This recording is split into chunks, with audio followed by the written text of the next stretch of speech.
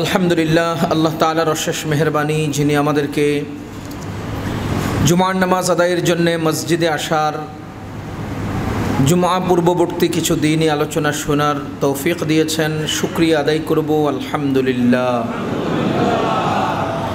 সম্মানিত মুসল্লিয়ান কিরাম, গত জুমায় আমি আসতে পারিনি। আপনারা সবাই অবগত আছেন, বাংলাদেশে আমাদের ওই অঞ্চল ফেনী, কুমিল্লা, নোয়াখালী, লক্ষ্মীপুর এবছর যে পরিমাণ প্লাবিত হয়েছে, বন্যা হয়েছে, আমাদের অঞ্চলের মুরব্বীদেরকে জিজ্ঞেস করেছি, তারা তো দেখেননি, তাদের বাবা পূর্বপুরুষরাও দেখেননি এত বড় বন্যা।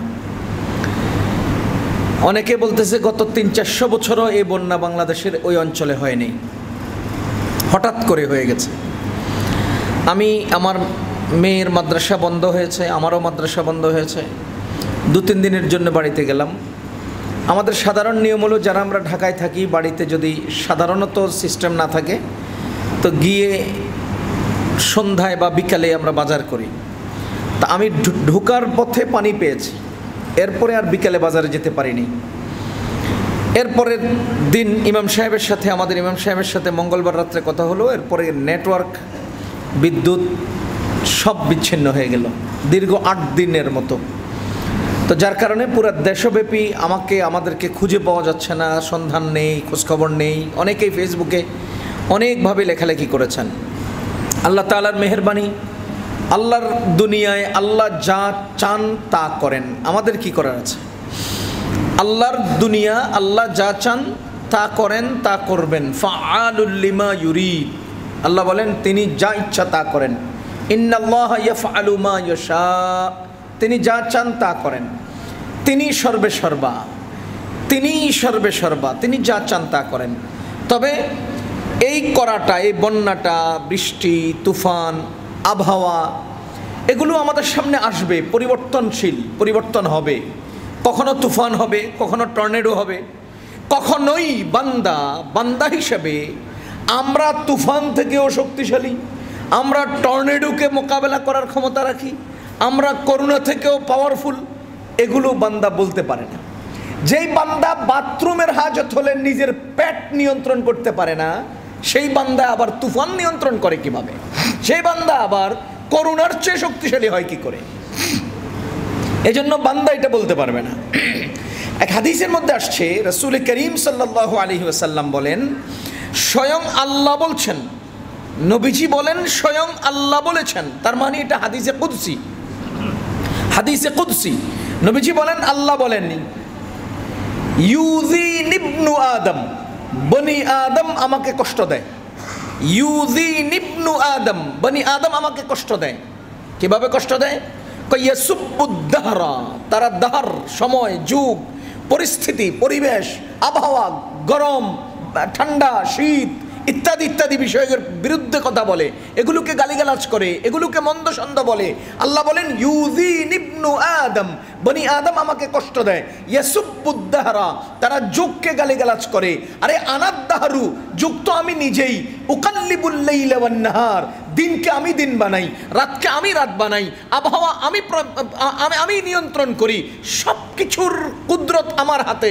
তার মানে হলো, বান্দা অকপটে আমার সিদ্ধান্ত মেনে না নিয়ে আমার সিদ্ধান্তকৃত এই কার্যক্রমের বিরুদ্ধাচরণ করে কেমন জানি তারা আমাকে কষ্ট দিচ্ছে, আমাকে গালিগালাজ করছে।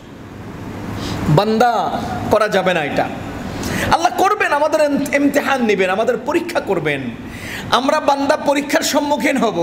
দেখেন না, গত 15 বছর থেকে যারা দেশের ক্ষমতাসীন ছিলেন, তারা তাদের নিয়ন্ত্রিত প্রশাসনিক, অপ্রশাসনিক যতগুলো ক্ষেত্র ছিল, প্রত্যেকটা ক্ষেত্রে নিজেদের দলীয় নেতা কর্মীদেরকে বসানোর জন্যে কি পরিমাণ তদন্ত করেছে। এই লোকটাকে আমি এখানে আসন দেব, তার আব্বা কি করতো, কোনো জামাত বিএনপি করতো কিনা, তার দাদা কি করতো, তার পরদাদা কোন দল করতো, এইভাবে তার ডানে কেউ আছে কিনা, বামে কেউ আছে কিনা, পুরা তদন্ত করে এই লোক নির্ভেজাল আমার দলের কিনা এটা নিশ্চিত হয়ে তো এখানে আসন দেওয়া হয়েছে। কি বলেন? যদি আপনার দলের মানুষটাকে আপনি এত সব তদন্ত করে ভেজাল নির্ভেজাল নির্বাচন করার বা এটা বের করার চেষ্টা করেন, তো আমার আল্লাহ তাআলা কি কারা ইমানদার, কারা বেঈমান, কারা ভেজাল, কারা নিরেট, এটা কি তদন্ত করবেন না? এটা করবেন না? সূরা আনকাবুতে আল্লাহ তাআলা বলেন আলিফ লাম মিম। আলিফ লাম মিমের কি অর্থ এটা আল্লাহই জানেন। আলিফ লাম মিমের কি মর্ম এটা আল্লাহই জানেন। আলিফ লাম মিম এই শব্দগুলোর, এই অক্ষরগুলোর কি তাফসীর সকল মুফাসসিরিনে কেরাম বলেন। মুফাসসিরিন, আমরা তো ভাই মুফাসসির না, আমরা তো তাফসীর করার যোগ্যতা রাখি না, শুধুমাত্র তাফসীরবিদদের তাফসীর পড়ে আপনাদেরকে ওনাদের কথাগুলো শুনাই, আমরা মুফাসসির না। কিন্তু যারা যারা মুফাসসির ছিলেন, তাফসীরবিদ ছিলেন, তারা কত গভীর জ্ঞানের অধিকারী ছিলেন। তারা এই আয়াতের বর্ণনায় কি বলেন? আল্লাহু আ'লামু বিমুরাদিহি বিযালিক। এই আয়াতের অর্থ কি, মর্ম কি, তাফসীর কি, উদ্দেশ্য কি, আল্লাহই ভালো জানেন। আলিফ লাম মিম কি অর্থ? আল্লাহই ভালো জানেন। কি মর্ম? আল্লাহই ভালো জানেন। কি দাবি? আল্লাহই ভালো জানেন। তাফসীর আল্লাহই ভালো জানেন। এটার ব্যাখ্যা বিশ্লেষণ আল্লাহই ভালো জানেন। এরপরের আয়াতে আল্লাহ বলেন আহাসিবান নাস, মানুষ কি ধারণা করে? নাস বলেছে, নাস। আহাসিবাল মুমিনুন বলেনি। মুমিনরা কি ধারণা করে এ কথা বলেননি। আহাসিবাল মুসলিমুন বলেননি। মুসলমানরা কি ধারণা করে এ কথা বলেননি। কি বলেছেন? আহাসিবান নাস, মানুষ কি ধারণা করে, মানুষ কি মনে করে, মানুষ কি এই কথা চিন্তা করে আইয়ুত্রাকু, তাদেরকে ছেড়ে দেওয়া হবে, আইয়াকুলু, তারা বলবে আমান্না, আমরা ঈমান এনেছি, ওয়াহুম লা ইফতানুন, অথচ তাদের 14 গোষ্ঠীর হিসাব নেব না, অথচ তাদের খবর নেব না, অথচ তাদেরকে পরীক্ষা করে দেখব না, টোকাইয়া দেখব না যে এই লোকটা ঈমান এনেছি বলবে, আর আমি তারা পরীক্ষা করে দেখব না তুমি কি ভেজাল্লা ঈমানদার না নির্ভেজাল ঈমানদার, এটা কি আমি তদন্ত করব না? তারা কি মনে করে এই তদন্ত ছাড়াই তাদেরকে ছেড়ে দেব? না, এত সহজে বর্ডার পার হওয়া যাবে না। খবর নিয়ে নিয়ে তারপরে বর্ডার পার করব।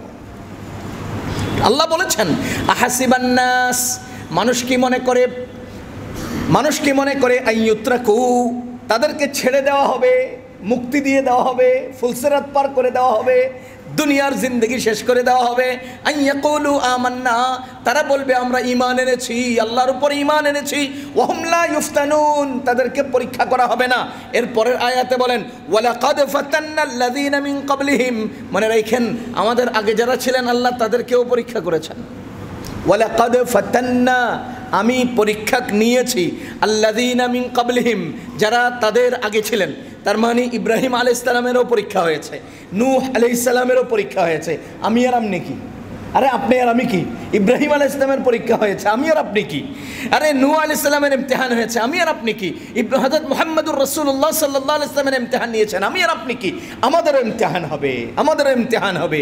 আজকের যে পৃথিবীতে, আজকের যে বাংলাদেশে আমরা যারা আছি শুকনো এলাকায়, যারা আজকে প্লাবিত, যারা আজকে পানির মধ্যে ভাসছে, আমার এখানে আসার 2 মিনিট আগেও আমাদের মাদ্রাসার শিক্ষক, নোয়াখালী সোনাপুরের দক্ষিণে বাড়ি, তিনি বলছেন যে আমাদের এলাকা থেকে বাজারের দিকে যেতে এখনো রাস্তায় হাঁটুর উপরে পানি, বিভিন্নভাবে মানুষ আক্রান্ত।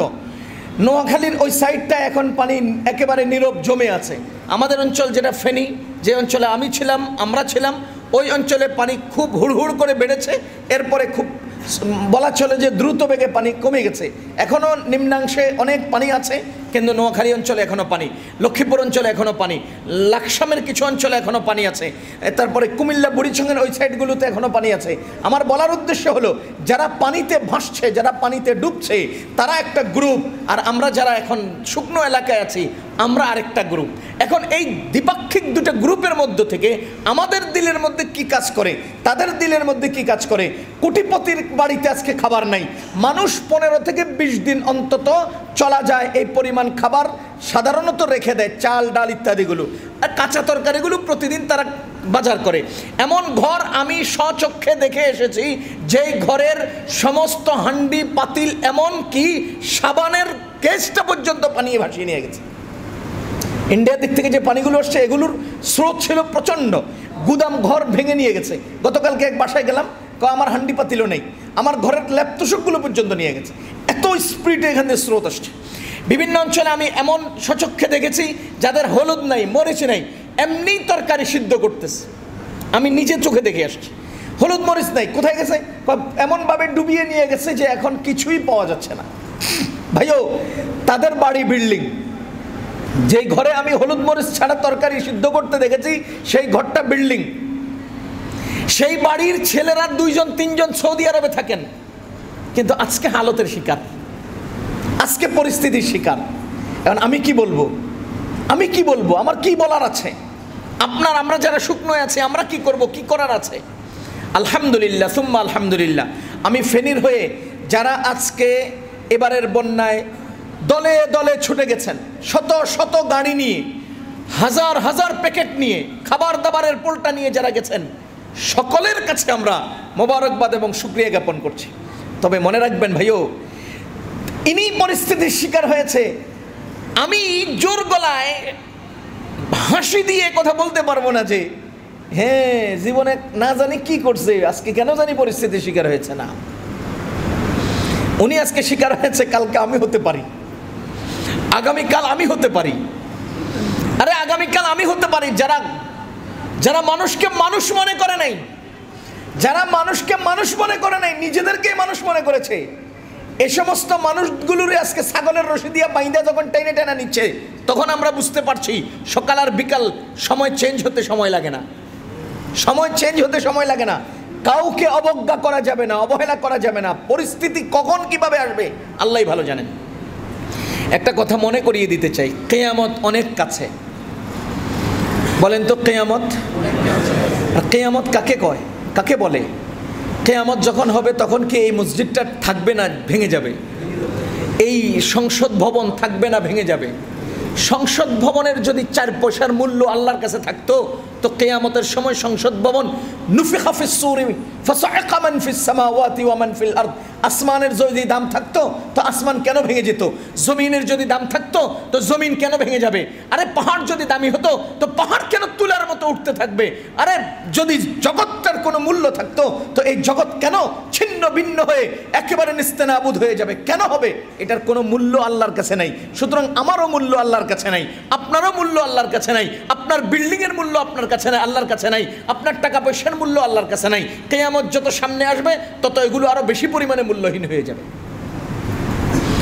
কিয়ামতের দিন তো চূড়ান্ত ভাবে শেষ হবে, এর আগে কত কিছু শেষ হবে, কত কিছু ভেঙে যাবে, কত কিছু উড়ে যাবে, কত কিছু ভেনিশ হয়ে যাবে।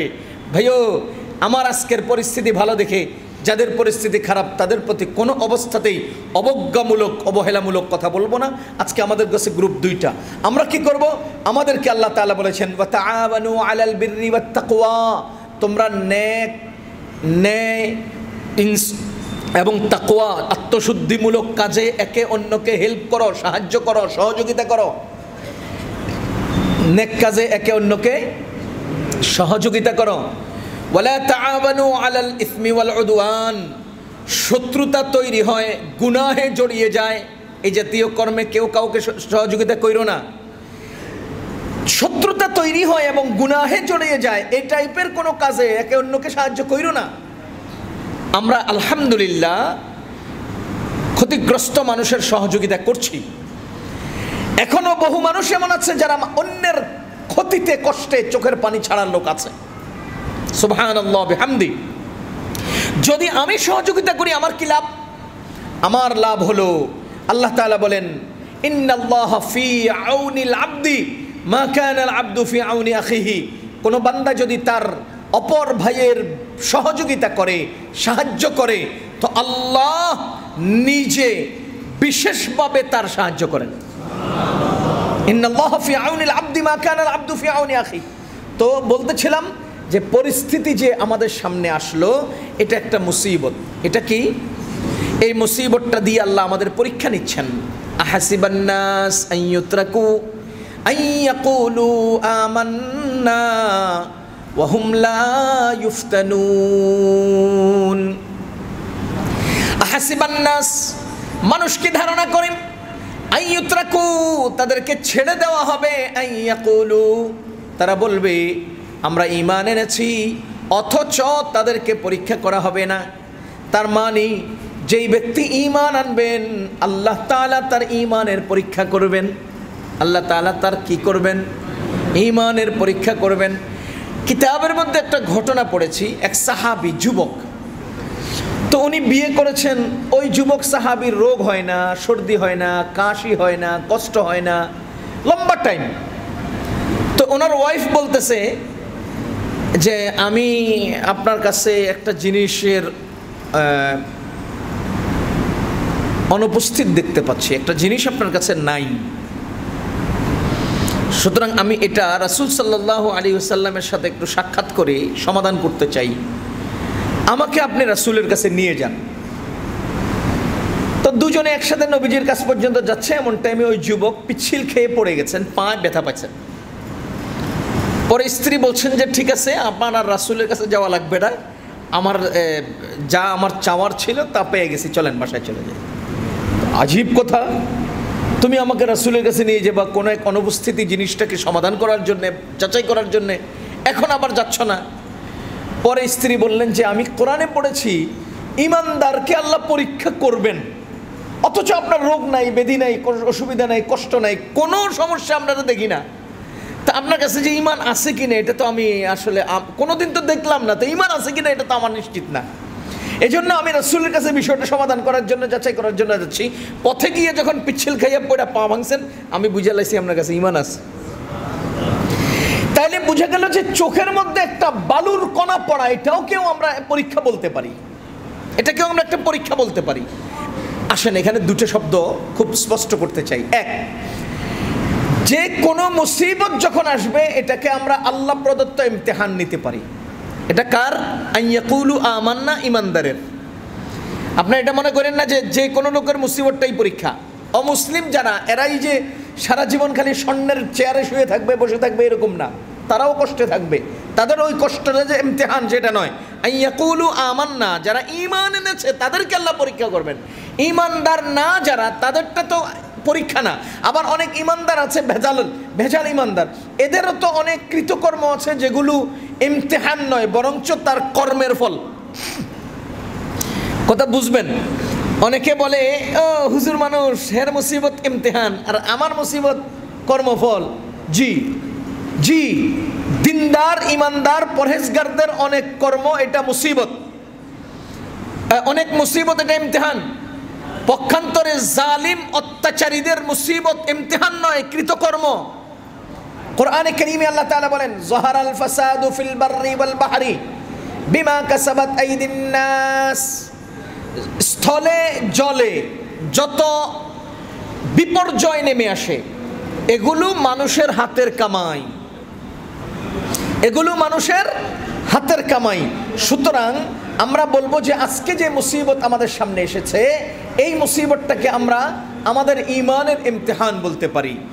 ইমতিহানটা কিভাবে করবেন, ইমতিহানটা কিভাবে হবে, এই বিষয় সম্পর্কে কোরআনে কারীমে আল্লাহ তাআলা সূরা বাকারায় বলেন ওয়ালানাবলুওয়ান্নাকুম বিশাইইম মিনাল খাউফি ওয়াল জু'i ওয়া নাকসিম মিনাল আমওয়ালি ওয়াল আনফুসি ওয়াস সামারাত وبشر الصابرين الذين إذا أصابتهم مصيبة قالوا إنا لله وإنا إليه راجعون।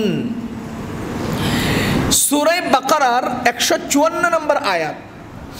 এই আয়াত থেকে তিনটা আয়াতে আল্লাহ তাআলা ইমতিহান কিভাবে করবেন, ইমতিহানের সম্মুখীন হলে আমাদের করণীয় কি, আর ওই করণীয় ব্যক্তিরা কি পুরস্কারে পুরস্কৃত হবেন, তিনটা জিনিস উল্লেখ করেছেন।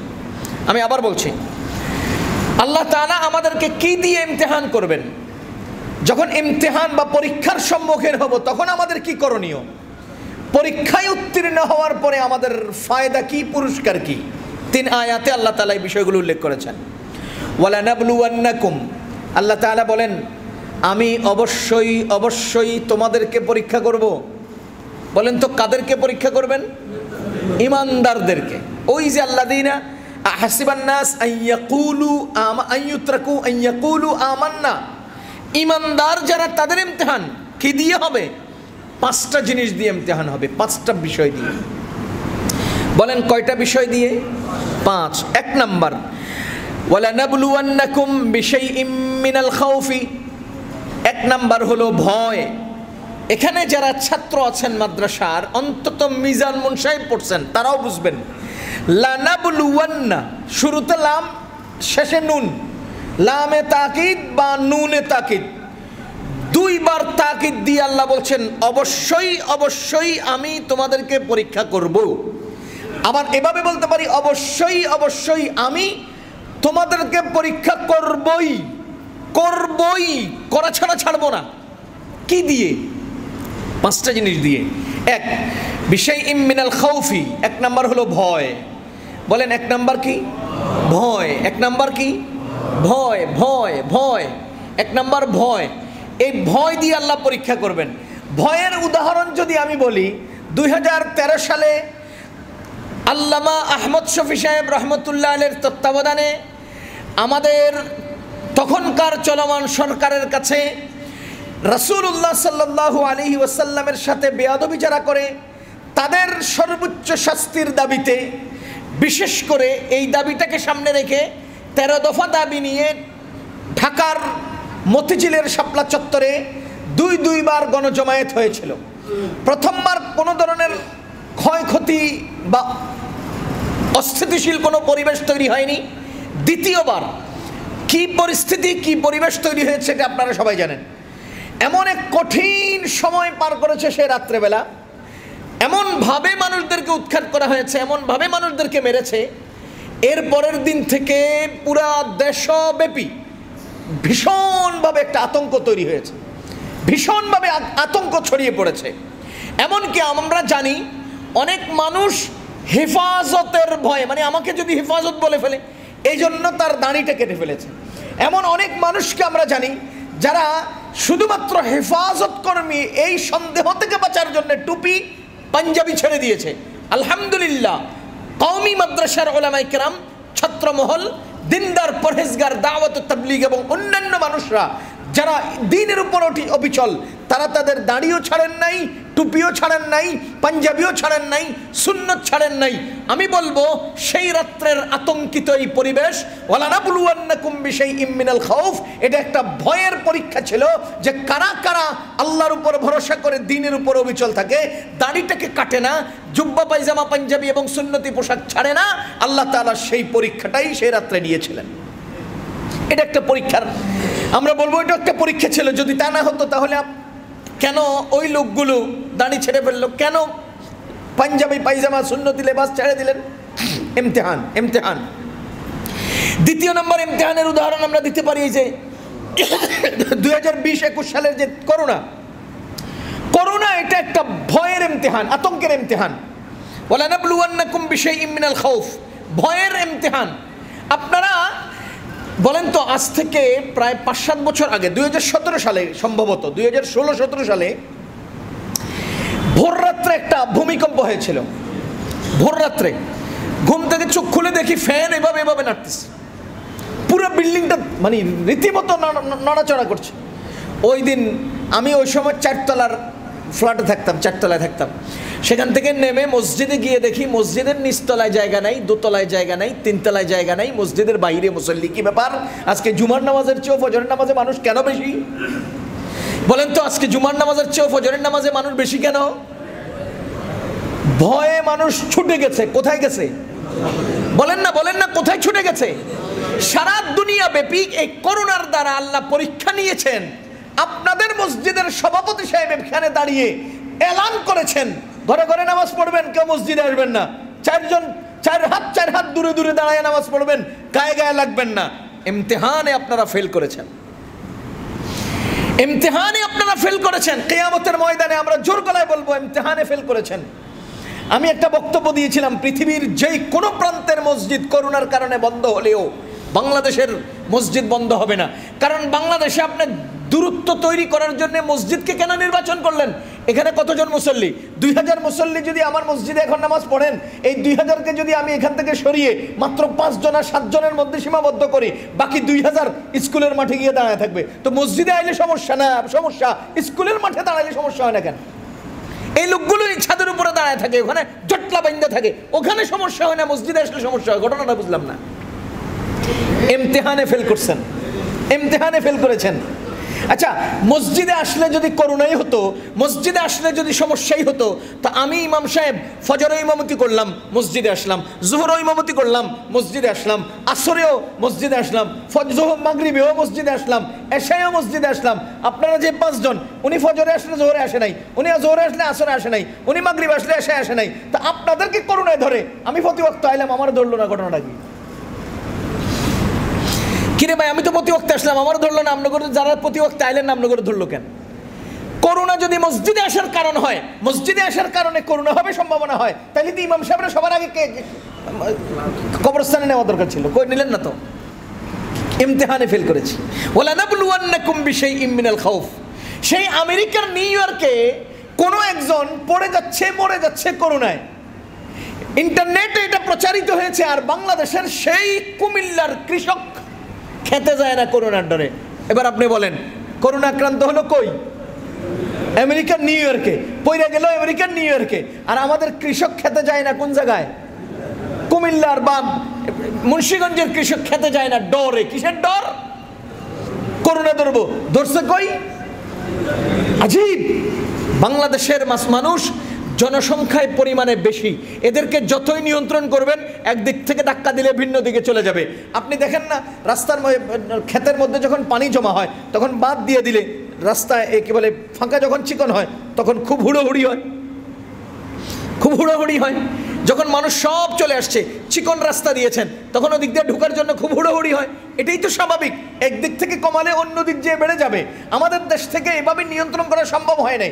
আমি যখন এই বক্তব্য দিয়েছিলাম তখন ইংলিশে এটা সংবাদ প্রচার করা হয়েছে আমার এই বক্তব্যকে কাট করে, যে দেখেন বাংলাদেশের মুসলমানরা মসজিদ বন্ধ করতে দিতে চায় না, আর আমরা মসজিদ বন্ধ করে দিয়েছি।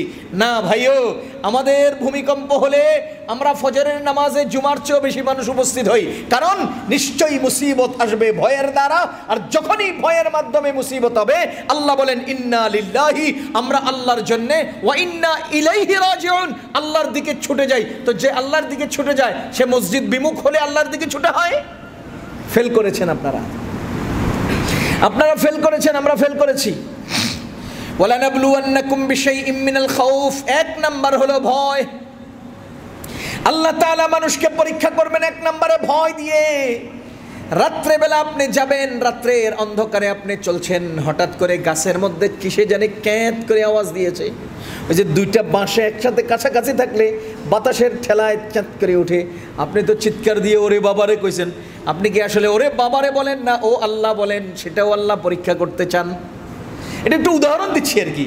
ওয়ালা নাবলুওয়ান্নাকুম বিশাইইম মিনাল খাউফ। 2013 সালের পরিস্থিতিতে তুমি কার উপরে ভর করো? 2020 সালের করোনার পরিস্থিতিতে তুমি কার উপর ভরসা করো? আল্লাহ বলেন আমি এটা পরীক্ষা করতে চাই।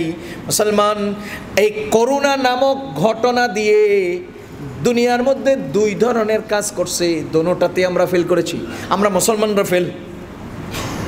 আমি তো করোনাকে বড় লোক মানে প্রভাবশালী ক্ষমতাসীনদের ক্ষমতা রক্ষা করার মাধ্যম বানিয়েছি।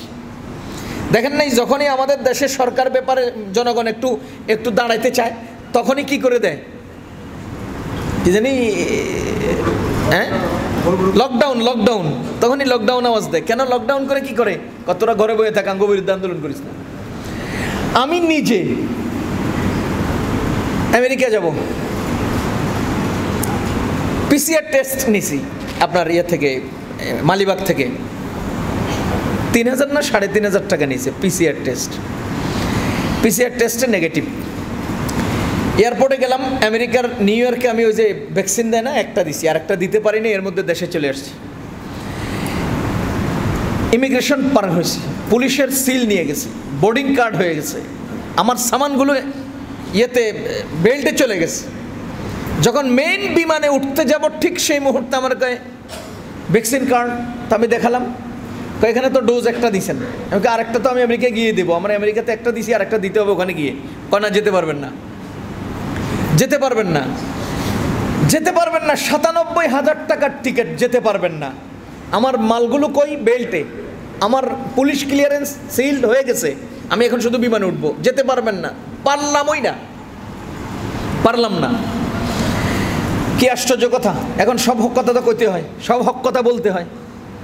তো ওখান থেকে বের করে দিল আমারে, এবার আমার পুলিশকে আমি যে ইন আউট হলাম এটার সিল চেঞ্জ ক্যান্সেল করতে হবে, আবার 2 জায়গাতে পুলিশ অফিসারের কাছে গিয়ে ওটা আউট করলাম যে আমি যাই নাই। এরপরে আমার মাল সামানগুলো ওটা তো বেল্টে চলে গেছে, তো এগুলোর খোঁজে আবার আরও 1 ঘন্টা ধরে এটার পিছনে দৌড়ালাম। এরপরে এই সামানগুলো নিয়ে রওনা দিলাম। আমাকে শবে বরাতের আগে আমেরিকা যেতে হবে, তারা বিষয় ওখানে পড়াবো, শবে বরাতের প্রোগ্রাম ধরবো। এই জন্য আসার পথে আমি টেলিফোন করলাম 2-4 জায়গায়, ট্রাভেলস এবং অন্যান্য যে সিস্টেমগুলো আছে ওখানে। বললাম যে ভ্যাকসিন আমি দিছি একটা, কিন্তু আমার ভ্যাকসিন কার্ড লাগবে, কারণ এটা ছাড়া আমাকে বিদেশ যেতে দিবে না। একজন এক টাইপের টাকা চাইলো, কেউ 12,000, কেউ 10,000, কেউ সেই। আমার এক ছোটো ভাই ছিল, আমাদের ছাত্র, জুনিয়র ছাত্র, সে এখন ট্রাভেলসের মালিক, হেরে ফোন দিলাম, কয় আচ্ছা আমি দিতেছি, বানায় দিতেছি। তো আমি বাসায় আসার আগেই আমার করোনার ভ্যাকসিন কার্ড হয়ে গেল। বাংলাদেশে সম্ভব, যদিও মানিক সাহেব ব্রিটিশ পাসপোর্ট নিয়ে পালাইতে সম্ভব হয় নাই, আমাদের ভ্যাকসিন কার্ড হওয়া সম্ভব তো হয়ে গেল। পরের দিন আমি ইমার্জেন্সি, যখন ভ্যাকসিন কার্ড হয়ে গেলে তখন আমি ইমার্জেন্সি পরের দিনে আবার টিকিট করলাম। ওই টিকিট 89,000 টাকা। আবার এয়ারপোর্টে গেলাম সব জিনিসপত্র নিয়ে। এখন বোর্ডিং কার্ড যেখানে দেয় সেখানে আমাকে করোনার ভ্যাকসিন কার্ড দেন, ওই যে পিসিআর টেস্ট দিলাম, এটা তো পরশু দিনের পিসিআর। আমি বললাম ঠিক আছে, তো 72 ঘন্টা চলে না? না, এখন 24 ঘন্টা সিস্টেম। 72 ঘন্টা চলে না, এখন 24 ঘন্টা সিস্টেম। তাইলে এটা কি করতে হবে? কয়টা দিয়ে যেতে পারবেন না, পারলামই না। 89,000 টিকিট শেষ। আমি আবার এসে গুলশান হসপিটালে ভ্যাকসিন পিসিআর টেস্ট দিলাম। টেস্ট দিয়ে এরপরে ঘটনার চক্রে যেখানে টেস্টে গেলাম, ওখানে যে লোকটা টেস্ট নেয় সে আবার আমার বয়ান শুনে। আমার দেখে হুজুর, আমি বললাম যে 2বার কিন্তু মিস করছি, আরেকবার মিস করা যাবে না, যেমনি হোক করে দিতে হবে, শবে বরাতের আগে আমার পৌঁছতে হবে।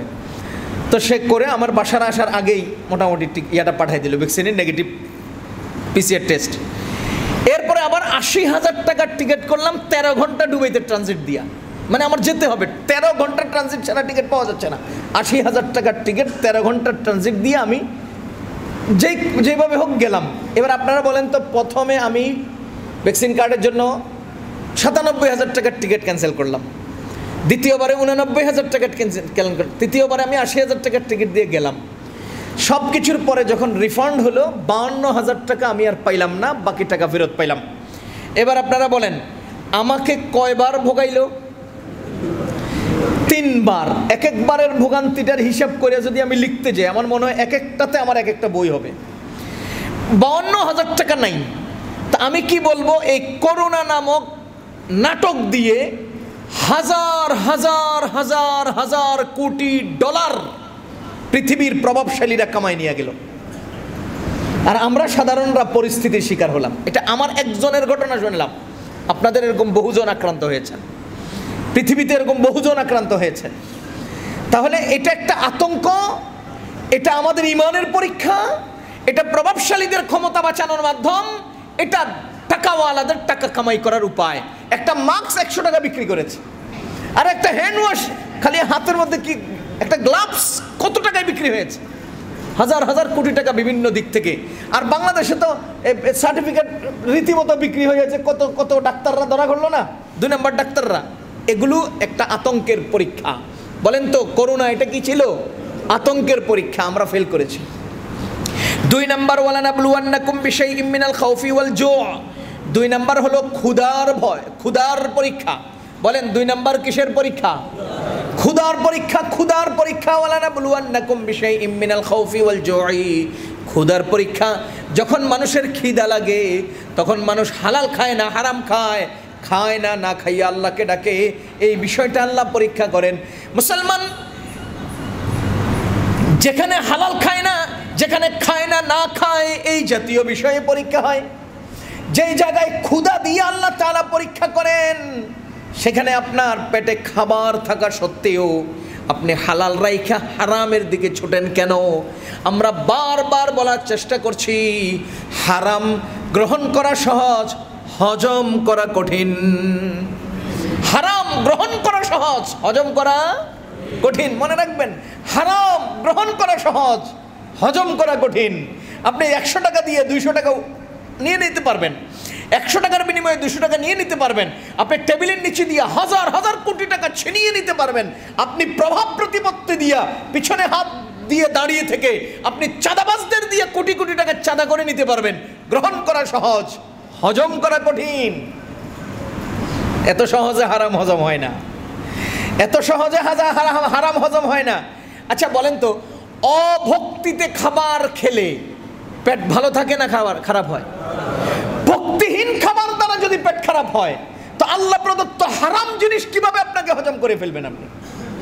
আরে হালাল জিনিস ভক্তি নেই, এটাই পেট খারাপ করে। আর আল্লাহর দেওয়া হারাম আপনি খেয়ে ফেলবেন, কিভাবে আপনার পেটে এটা হজম হবে? হবে না। মনে রাখবেন, ক্ষুধা দিয়ে আল্লাহ পরীক্ষা করবেন, ক্ষুধা দিয়ে আল্লাহ পরীক্ষা করবেন। খাবারের সম্মুখীন হলেই খেয়ে ফেলতে হবে না, ইমতিহান হবে। আজকে আপনাকে আমি জিজ্ঞেস করি, চোখ বন্ধ করে বলেন তো, এখন মানুষ টাকা কিনে এটা যাচাই করে, হালাল কি হারাম এটা যাচাই করে না। টাকা হলো, টাকা হলেই নিতে হবে, হালাল না হারাম না দরকার নাই, নিতে হবে। মানুষ শুধু টাকা কিনে এটা যাচাই করে, হালাল কি হারাম যাচাই করে না। খাবার কিনে যাচাই করে, হালাল কি হারাম যাচাই করে না। আমি মসজিদের মিম্বরে বলছি, ফেনীতে, নোয়াখালীতে, কুমিল্লাতে আপনারা যারা ত্রাণ বিতরণ করছেন, এমন বহু দৃশ্য সচক্ষে দেখেছি। ত্রাণের কাজ শুধু ফেনী নয়, বিভিন্ন দেশের বিভিন্ন অঞ্চলে আমরা ইতিপূর্বেও করে আসছি।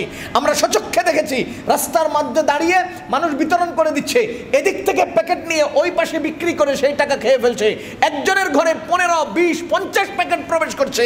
তৃণমূলের গ্রামগঞ্জে মানুষ যারা অসহায় দাঁড়িয়ে আছে তারা পাচ্ছে না, যারা বিতরণ করছেন, যারা গ্রহণ করছেন, বিতরণ করছেন, তারা অজান্তে অচেনা এলাকায় কাকে দিবেন কিভাবে দিবেন জানেন না বলে দিয়ে দিচ্ছেন। আর যারা গ্রহণ করছেন তারা একজনেই 50 প্যাকেট নিয়ে নিজের ঘরে ভুটছেন, অথচ পাচ্ছে না এরকম লোক আছে। আপনি যে খেয়ে ফেলছেন, এই জায়গাটাও আপনাকে আল্লাহ তাআলা ইমতিহানের সম্মুখীন করছেন। আপনার কাছে আছে, আপনি আরেকজনকে দিয়ে দেন না। আরে আপনি পেয়েছেন, আরেকজনকে দিতে বলেন না। আমাদের সাহাবায়ে কেরাম তো ইতিহাস সৃষ্টি করে গেছেন। আরে মুহাম্মদুর রাসূলুল্লাহ তো পৃথিবীকে শিখিয়ে গেছেন। একবার কি চিন্তা করেছেন যে আইয়ামে জাহেলিয়াতের মানুষ সাধারণ থেকে সাধারণ কারণে মানুষকে হত্যা করে মুহাম্মদুর রাসূলুল্লাহর সংস্রবে আসে, সেই আইয়ামে জাহেলিয়াতের মানুষরাই যুদ্ধের ময়দানে শাহাদাতের সম্মুখীন হয়ে পানি বলে আওয়াজ দিয়েছে, একজন দৌড়ে তাকে নিয়ে পানি দেবে, আরেকজন পানি বলে আওয়াজ দিয়েছে, সেই মরে যায় মানুষটা বলে না আমাকে নয় আমার ভাইকে পানি দাও। সেই লোকটার কাছে যাওয়ার আগেই আরেকজন পানি বলে আওয়াজ দিয়েছে, না আমাকে নয় আমার ভাইকে দাও। এইভাবে শেষ পর্যন্ত যখন পৌঁছলেন, তিনি মারা গেলেন। সেকেন্ড মানুষের কাছে আসলেন, তিনিও মারা গেলেন। পরের লোকটার কাছে আসলেন, তিনিও মারা গেলেন। ভাইয়া, দুনিয়াকে আমার সাহাবীগণ, আমাদের নবীজি শিক্ষা দিয়ে গেছেন, সাহাবীগণ ইতিহাস তৈরি করে গেছেন। শোনো, মৃত্যুর দুয়ারে দাঁড়িয়েও অন্যকে প্রাধান্য দিতে শিখো। মৃত্যুর দুয়ারে দাঁড়িয়েও আরেকজনকে প্রাধান্য দিতে শিখো। এটার নাম ইসলাম। কি করছি আমরা? ওয়ালানাবলুওয়ান্নাকুম বিশাইইম মিনাল খাউফি ওয়াল জু, পাচ্ছি আর খাচ্ছি না, পেয়েছি আর নিয়েছি না, আমি সামনে পেলেই গ্রহণ করে নেব না, তদন্ত করতে হবে, এটা আমার না আরেকজনের, আমার জন্য হালাল না হারাম, আমি এটার হকদার না হকদার নয়, এগুলো সব ঠিক করে তদন্ত করে সামনে যেতে হবে। তাহলে আমি পরীক্ষায় পাশ করব, এর ব্যতিক্রম হলে আমি ফেল। ওয়াল জুই ওয়া নাক, মানে ক্ষুধার যে পরীক্ষা, এগুলোর সাহাবায়ে কেরামের ইতিহাস, নবীজির ইতিহাস অনেক বললে হয়রান হয়ে যাবেন আমাদের নবীগণ, সাহাবীগণ। আবু বকর রাদিয়াল্লাহু তাআলা আনহু ঘরে থাকতে পারছেন না ক্ষুধায়, এখন ঘরে আর টিকতে পারছেন না, বাইরে গেছেন। কিছুক্ষণ পরে হযরত ওমর রাদিয়াল্লাহু তাআলা আনহু আসছেন, ক্ষুধার তাড়নায় ঘরে টিকতে পারছেন না, ঘর থেকে বেরিয়ে গেছেন। রাস্তায় এসে দেখেন আবু বকর, জিজ্ঞেস করেন আবু বকর বের হয়ে আসছেন, কয়ে আসছি বুঝছি আপনার খুব খাবার নাই, ঘরে কিছু নাই, এই জন্য খিদার তাড়নায় টিকছেন না। কয় হ্যাঁ ঠিক, আপনি ধরতে পেরেছেন, আমিও তো একই কারণে বেরিয়েছি। কিছুক্ষণ পরে আমাদের নবীজি মুহাম্মদুর রাসূলুল্লাহ সাল্লাল্লাহু আলাইহি ওয়াসাল্লাম বেরিয়েছেন। বেরিয়ে এসে জিজ্ঞেস করছেন, তোমাদেরকে কিসে তোমাদের ঘর থেকে বের করে দিল? কিসে তোমরা কি কারণে ঘর থেকে বাইরে চলে আসলা? ওহো, আমার ধারণা মনে হয় ঘরে খাবারের কিছু নেই, এই জন্য। কয় জি ইয়া রাসূলুল্লাহ, ক্ষুধার তাড়নায় টিকছে না। নবীজি বললেন ঠিক একই কারণে আমিও আমার ঘর থেকে বেরিয়ে এসেছি। ভাইয়া, ঘরে টিকছেন না, থাকতে পারছেন না, বসে থাকতে আর পারছেন না, নিজেকে সান্ত্বনা দেওয়ার জন্য ঘর থেকে বেরিয়েছেন, পরীক্ষা, ইমতিহান। আমাদের নবীজি পেটে পাথর বেঁধেছেন, ইমতিহান। সাহাবায়ে কেরাম পেটে পাথর বেঁধেছেন, এটা ক্ষুধার ইমতিহান, জুয়ের ইমতিহান। কয়দিন পেটে পাথর বেঁধেছেন, কয়দিন আপনি ক্ষুধার তাড়নায় ঘর ছেড়েছেন? আমাদের নবীজির ইমতিহান ঘর ছাড়া পরিমাণ ইমতিহান হয়েছে, আমাদের সাহাবায়ে কেরামের ইমতিহান পেটে পাথর বাঁধা পরিমাণ ইমতিহান হয়েছে। আজকে আমরা যা পাই তা নেই, ঘটনা কি? কারণটা কি? কি সমস্যা? এজন্য খুব হিসাব করব, হারাম নেব না, আমার নয় খাবো না, আমার দরকার নেই নেব না, অন্যকে প্রাধান্য দেওয়া শিখবো, ইনশাআল্লাহ তাহলে আমি পাশ করব। ওয়া নাকসিম মিনাল আমওয়ালি, এরপরের পরীক্ষা হলো নাকসিম মিনাল আমওয়াল, মাল নষ্ট হবে, সম্পদ নষ্ট হবে। আজকে আমাদের ল্যাবগুলো ভেসে গেছে, তোষকগুলোও ভেসে গেছে, হাজার হাজার কোটি টাকার সম্পদ বিনষ্ট হয়েছে, বহু বাড়ির জায়গার দলিলগুলো পানিতে ভেসে গেছে, অনেক ব্যাংকের চেকগুলো পানিতে ভেসে গেছে, অনেক টাকা পয়সা উড়ে গেছে। ওয়া নাকসিম মিনাল আমওয়াল, আল্লাহ তাআলা বলেন সম্পদ বিনষ্টের মাধ্যমে আমি তোমাদের পরীক্ষা করব। যিনি দেন তিনি নেন, তিনি আবার পুনরায় দিতে পারবেন, দিবেন ইনশাআল্লাহ। ওয়াল আনফুসি, 4 নম্বরে ওয়াল আনফুস, মানুষ মারা যাবে, মানুষ মারা যাবে, মানুষকে আল্লাহ তুলে নেবেন। আব্বা মারা যাবে, ভাই মারা যাবে, বোন মারা যাবে, ছেলে মারা যাবে, বাবার কোলে সন্তান মারা যাবে। ওয়াল আনফুসি, সেইভাবে মানুষকে আল্লাহ তুলে নেবেন, ইমতিহান হবে। ওয়াস সামারাত, এবং ক্ষেত খামারের ফসলাদি নষ্ট হবে। ধান করেছে, হাজার হাজার একর জমিনে ধান নষ্ট হয়ে গেছে, বহু গাছের ফল নষ্ট হয়ে গেছে, এইভাবে ফলাদি নষ্ট হবে। আল্লাহ তাআলা বলেন এগুলোর দ্বারা আমি তোমাদেরকে ইমতিহান নেব। এগুলো একটু বড় বড় তো, ওই জন্য আল্লাহ এগুলো বলেছে। চোখে যে একটা পোকা ঢুকবে, এটাও একটা ইমতিহান। হাঁটতে গেলে হোঁচট খেয়ে পায়ে ব্যথা পাবেন, এটাও একটা ইমতিহান। সব ইমতিহানের সম্মুখীন আমরা হব। যখন ইমতিহানের সম্মুখীন হই তখন আল্লাহ তাআলা বলছেন ওয়াবাশশিরিস সাবিরিন, এই ইমতিহানের সম্মুখীন হয়ে যারা ধৈর্য ধারণ করবে তাদেরকে সুসংবাদ দাও। কি ধারণ করবে? বলেন বলেন সবাই, কি ধারণ করবে? কোরআনে কারীমে একটা আমল যার বেহিসাব পুরস্কার, সে আমলটার নাম ধৈর্য। বলেন, সে আমলটার নাম ধৈর্য। আল্লাহ তাআলা সূরা জুমার এর 10 নম্বর আয়াতে বলছেন ইন্নামা ইউওয়াফাস সাবিরুনা আজরাহুম বিগাইরি হিসাব, নিশ্চয়ই ধৈর্যশীলদেরকে আল্লাহ বেহিসাব পুরস্কার দান করবেন। নিশ্চয়ই ধৈর্যশীলদেরকে আল্লাহ তাআলা হিসাব করে দিবেন। এবার হিসাব করে দিবেন, চাল 3 কেজি, ডাল 1 কেজি, মুড়ি আধা কেজি, গুড় 1 পোয়া, হিসাব করে দিবেন। ওয়াল্লাহ, কোরআন বুকে নিয়ে বলছি, কোরআনে বলেছে আল্লাহ তাআলা ইন্নামা ইউওয়াফাস সাবিরুনা আজরাহুম বিগাইরি হিসাব। ধৈর্যের পরীক্ষায় যদি তুমি টিকে যাও তো আল্লাহ দিতের হিসাব করে দিবেন না, একেবারে বলবেন নে তোর যা লাগে, বেহিসাব দিবেন। তো আল্লাহ বলেন ওয়াবাশশিরিস সাবিরিন, এভাবে আমি পরীক্ষা করব। পরীক্ষায় যারা ধৈর্য ধারণ করবে, ধৈর্য ধারণ করতে হবে। ধৈর্যের আবার একটা রহস্য আছে এখানে, বুঝেন। ধৈর্য অনেক দিক থেকে হয়। প্রধান ধৈর্য হলো মুসিবতে ধৈর্য। মুসিবতে ধৈর্য কখন কিভাবে ধরবো?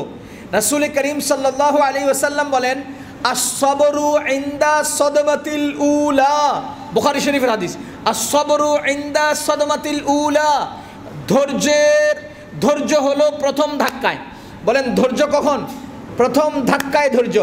মনে করেন আব্বা মারা গেছে, এরপরে আমার আব্বার কোরআন শরীফ, আমার আব্বার পানের বাটা, আমার আব্বার এই মাটিতে থাপড়াইয়া, কপালে পিটাইয়া, পাবলিক আইনা মাতম করিয়া, পুরা এলাকা গরম করিয়া, শেষ পর্যন্ত কয় ধৈর্য ছাড়া কি আর উপায় আছে? এতক্ষণ কি করছেন আপনি? 3 ঘন্টা যাবৎ চিল্লাইয়া, 2 দিন যাবৎ বাতম কইরা, এরপরে পুরো এলাকা ভাসাইয়া নাচাইয়া, এরপরে কি কয় ভাই ধৈর্য ছাড়া কি আর উপায় আছে? এই ধৈর্য ছাড়া উপায় আছে এই শব্দটা বলতে হবে কখন? বলেন বলেন, আস-সাবরু ইনদা সাদমাতিল উলা, প্রথম ধাক্কাতেই ধৈর্য ছাড়া কি কোনো উপায় আছে? এটা প্রথম বলতে হবে, মাতম করে নয়, কান্নাকাটি করে নয়, চিৎকার করে নয়, হায় হুতাশ করে নয়। প্রথম ধাক্কায় স্থির থেকে নিজেকে বলতে হবে ধৈর্যের বাহিরে কোনো শব্দ নাই, ধৈর্য ধারণ করতে হবে, ধৈর্য ধারণ করতে হবে। ধৈর্য, ওই যে আমি এটার উদাহরণ দেই মাঝে মধ্যে, আপনার মাতমের পরে, চিৎকারের পরে ধৈর্য আর ওই বেটার সদকা সমান। এক বেটা মাথায় করে একটা মুরগি নিয়ে যাচ্ছে। কি নিয়ে যায়? এই বেটার মাথার উপর থেকে শকুনে বা চিল মুরগিটা তুলে নিয়ে গেছে। তার যে মাথার উপর থেকে তুলে নিয়ে গেছে তার খবর নেই। কতক্ষণ পরে দেখ কিরে মুরগি কোঁ কোঁ করে না কা, নড়েচড়ে না কা, তো টুকরিটা খুলে দেখে যে আরে মুরগিতে নেই।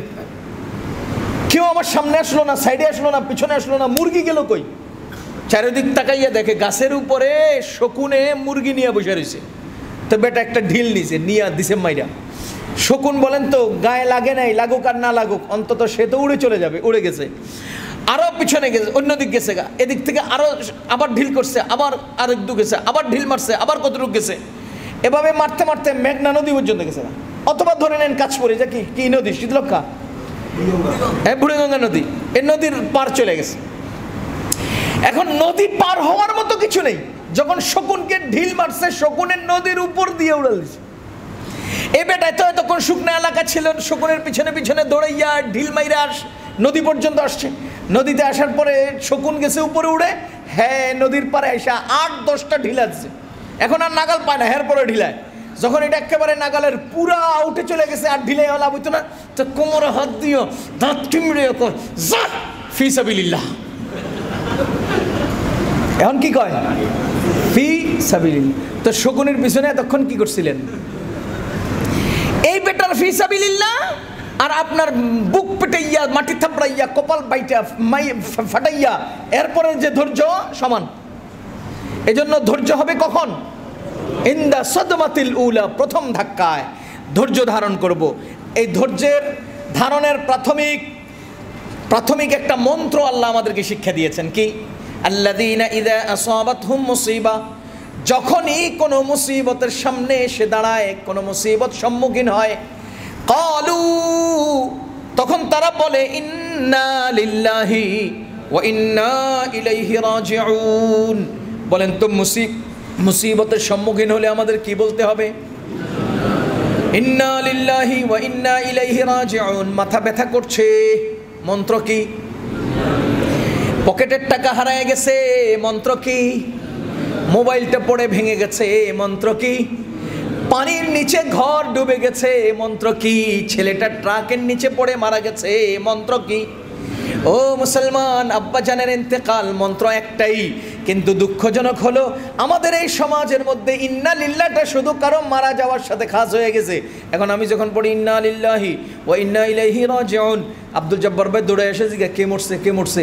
আরে মিয়া খালি মরলেন ইন্না লিল্লাহ পড়ে, চোখের মধ্যে বালু পড়ছে, ইন্না লিল্লাহি ওয়া ইন্না ইলাইহি রাজিউন। হোঁচট খেয়েছে, ইন্না লিল্লাহি ওয়া ইন্না ইলাইহি রাজিউন। পকেটে হাত দিয়ে দেখি টাকা নাই, ইন্না লিল্লাহি ওয়া ইন্না ইলাইহি রাজিউন। সমস্ত মুসিবতে মন্ত্র কয়টা? কে শিখাইছেন? কি সেটা? ইন্না লিল্লাহি ওয়া ইন্না ইলাইহি রাজিউন। এর প্রতিদান কি? উলাইকা আলাইহিম সালাওয়াতুম মির রাব্বিহিম ওয়া রাহমা। আল্লাহ বলেন যারাই মুসিবতে পড়ে ইন্না লিল্লাহি ওয়া ইন্না ইলাইহি রাজিউন পড়ে, বেশি বেশি পড়ে, আল্লাহ তাদের উপরে রহমত নাজিল করেন। ওয়া উলাইকা হুমুল মুহতাদুন। আল্লাহ তাদেরকে একটা সার্টিফিকেট দিয়ে দিয়েছেন, যাও তোমার হেদায়েত দিয়ে দিলাম। ধৈর্যশীলকে আল্লাহ কি দিবেন? সার্টিফিকেট। কিসের সার্টিফিকেট? ধৈর্যের, হেদায়েতের। ওয়া উলাইকা হুমুল মুহতাদুন, হেদায়েতের সার্টিফিকেট দিয়ে দিলেন। সুতরাং মুসিবতে কি বলবো? কারো ছোট মুসিবত হবে, কারো বড় মুসিবত হবে, মুসিবতে আমাদের একটাই মন্ত্র, একটাই যন্ত্র, ইন্না লিল্লাহি ওয়া ইন্না ইলাইহি রাজিউন। আজকে ফেনী, নোয়াখালী সহ কুমিল্লার এই সাইডটা, লক্ষ্মীপুর তো এখনো তলিয়ে আছে, পুরো এই অঞ্চলটা যে ডুবে গেছে, বুড়িচং ডুবে গেছে, বিভিন্ন মাঝে মধ্যে সুনামগঞ্জ ডুবে যায়, কখনো আবার নেত্রকোনা ডুবে যায়, কখনো উত্তরবঙ্গের সেই বীরগঞ্জ, পীরগঞ্জ, এই সমস্ত এলাকাগুলো ডুবে যায়। আমরা পাই খবর। যেইভাবে যে মুসিবতের সম্মুখীন হন না কেন, আমাদের একটাই মন্ত্র, একটাই যন্ত্র, ইন্না লিল্লাহি ওয়া ইন্না ইলাইহি রাজিউন। এভাবে যদি আমরা মোকাবেলা করি, এভাবেই যদি আমরা আল্লাহর দিকে ধাবিত হই, তবে ইনশাআল্লাহ আল্লাহ আমাদের উপর রহমত নাজিল করবেন, বরকত নাজিল করবেন, আর আমাদেরকে হেদায়েতের উপরে অবিচল রাখবেন। এজন্য আজ থেকে আমরা যেভাবে পারি নিজের সন্তানদেরকে আমরা শেখাবো। নিজের ঘরে আমল করব, নিজে আমল করব। যখনই মুসিবত হবে একবার না একাধিকবার না শতবার হাজার বার আমরা এই আমলটা চালিয়ে যাওয়ার চেষ্টা করব। আল্লাহ আমাদেরকে আমল করার তৌফিক দান করুন।